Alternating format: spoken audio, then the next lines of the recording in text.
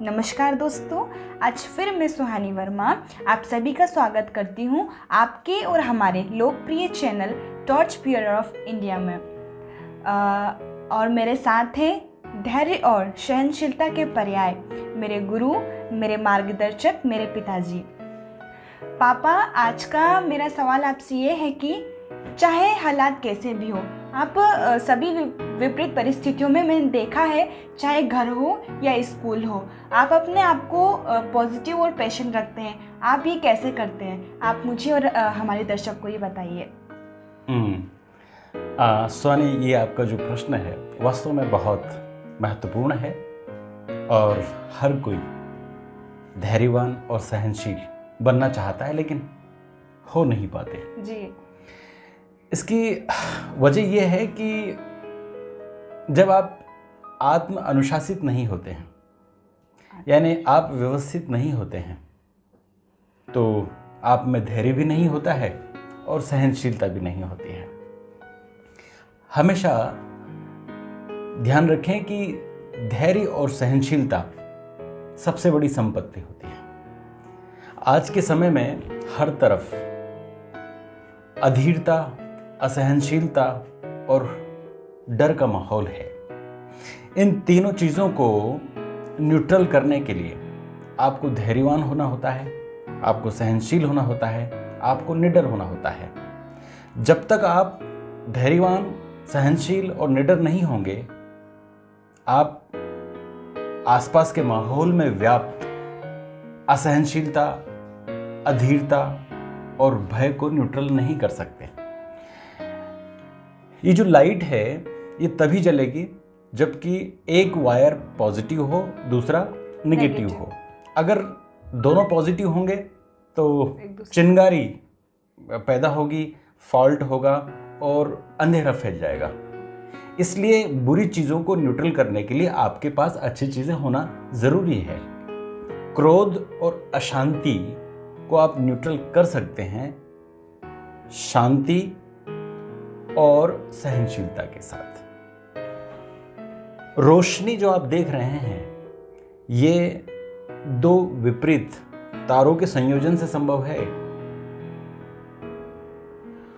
अगर दो तार एक जैसे टकराएंगे तो अंधकार फैल जाएगा, राइट?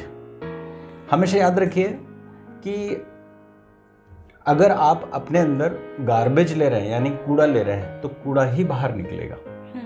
अगर आप अपने अंदर अच्छी चीज़ों को ले रहे हैं तो अच्छी चीज़ें ही निकलेगी।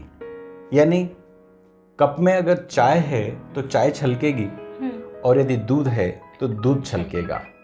हमेशा याद रखिए, reaction is more important then action. लोगों की जो क्रिया है उसके बदले में आपकी क्या प्रतिक्रिया है, राइट? ये ज़्यादा महत्वपूर्ण है। अगर कोई आपको बुरे शब्दों का इस्तेमाल करता है तो क्या आप भी बुरे शब्दों का इस्तेमाल करेंगे? नहीं। अगर ऐसा ही हुआ तो हालात और भी खराब होंगे। इसलिए हमेशा याद रखें, आपको किसी में कोई चीज़ अच्छी लग रही है तो आप अच्छे हैं, आप हंस हैं। और यदि आपको किसी के अंदर कोई चीज़ बुरी लग रही है तो आप बुरे हैं, क्योंकि आप चुनाव बुरी चीज़ का कर रहे हैं, right? So it's up to you what you choose in the people. ये आप पर है कि आप लोगों में क्या चुनते हैं।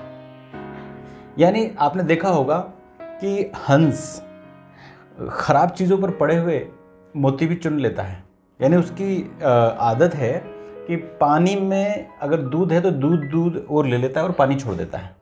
इसके विपरीत कुछ दुष्ट स्वर प्रवृत्ति के जो लोग हैं वो अच्छी जगह पर पड़ी हुई गंदगी को ही चुनते हैं, यानी बुरी चीज़ों का चुनाव करते हैं। याद रखें, जिस चीज़ या स्थिति के बारे में आप जितना ज़्यादा चिंतन मनन करते हैं वो वस्तु या वो परिस्थिति आपके जीवन में एक दिन जरूर आ जाती है। इस तनाव भरे माहौल में अपने आप को स्थिर रखने के लिए एक वाक्य हमेशा कहें। वो क्या है? ये भी गुजर जाएगा।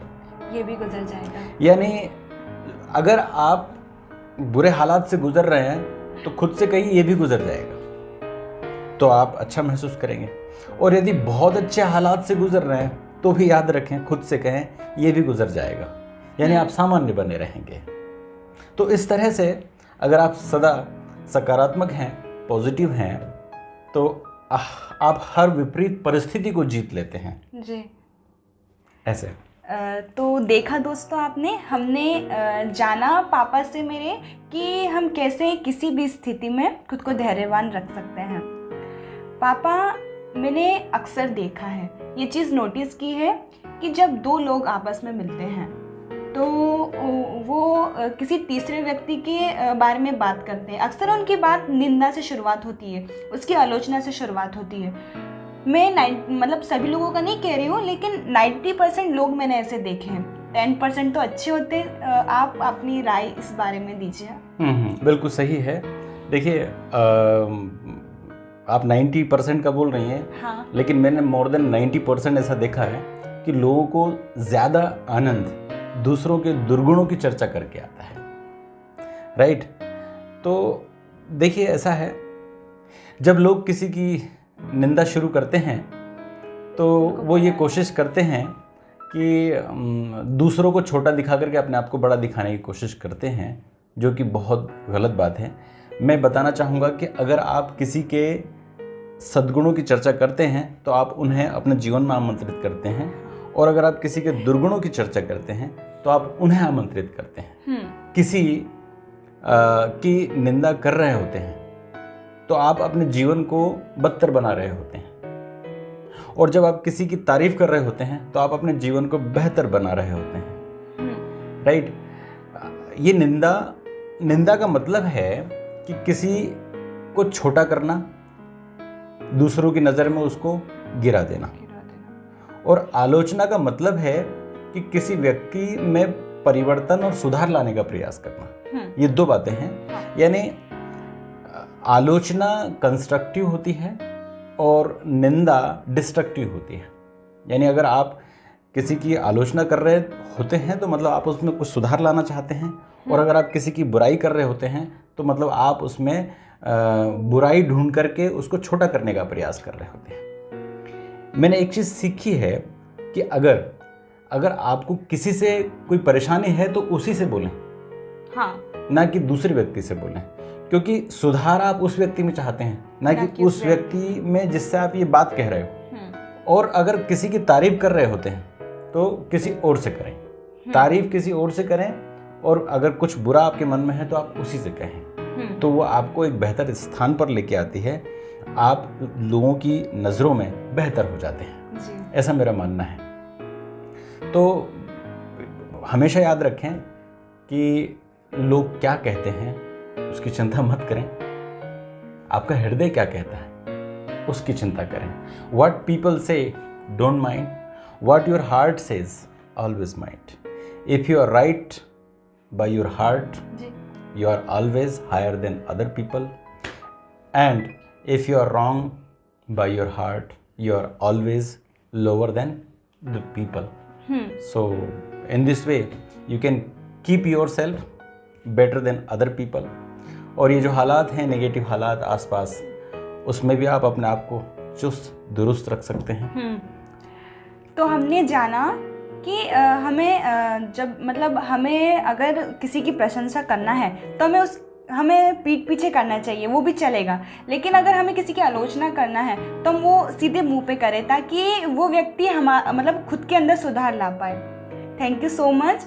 अगर आप सभी को हमारा यह वीडियो पसंद आया हो तो हमारे वीडियो को लाइक कीजिए, हमारे वीडियो को शेयर कीजिए, और हमारे चैनल को सब्सक्राइब करना ना भूलें। और हाँ, बेल आइकन को ज़रूर दबाइएगा ताकि आपको सबसे पहले हमारे वीडियो का नोटिफिकेशन मिल सके। Thank you. नमस्ते।